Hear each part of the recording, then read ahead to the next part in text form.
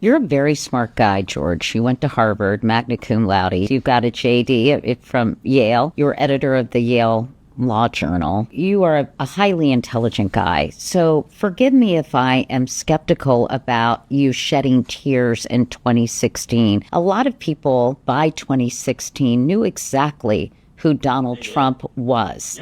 Knew about his failed businesses, knew about his failure to pay people, knew about his sort of romantic forays, if you want to say. I don't think they knew about Jeffrey Epstein. But listen, everybody knew this guy was kind of a schmuck. So why didn't you? I thought he was kind of a schmuck, but I mean, first of all, let me say, mea culpa, mea maxima culpa. I wanted to believe the best. I wanted to believe that there was hope in some man who was that imperfect.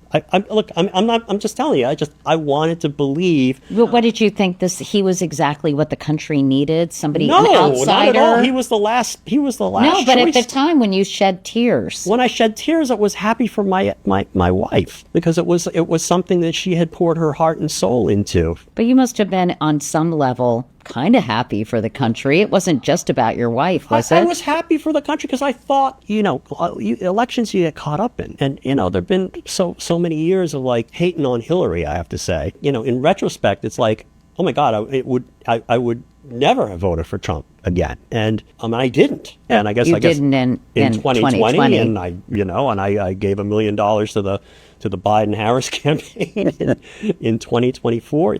The thing that bothered me the most is I didn't see it. And it really ate at me, which is why I started this foray into the psychology, and it's why I became so outspoken. We make mistakes. I made a mistake. It was a horrible mistake in judgment. Absolutely. And I own that. I hope to try to make up for it. I think I have in some ways. I let kind of like what I wanted to be true affect my judgment on what was true. And I think that's something in life that we all do as human beings. And that's the case in which I really did it, and I deeply came to regret it. And I think the problem we have in America right now with a lot of people, millions of Americans, is they don't want to recognize what they deep down know. And I think that includes a lot of people at the upper reaches of the Republican spectrum, and I think it also is the people in the diners in Peoria, so to speak. And I think it's a very human thing to basically say, I don't want to admit error, I didn't make a mistake, I'm just going to ignore the facts that are unpleasant to me. And it's much harder to come to grips with reality, and I'm glad that I did it sooner rather than later.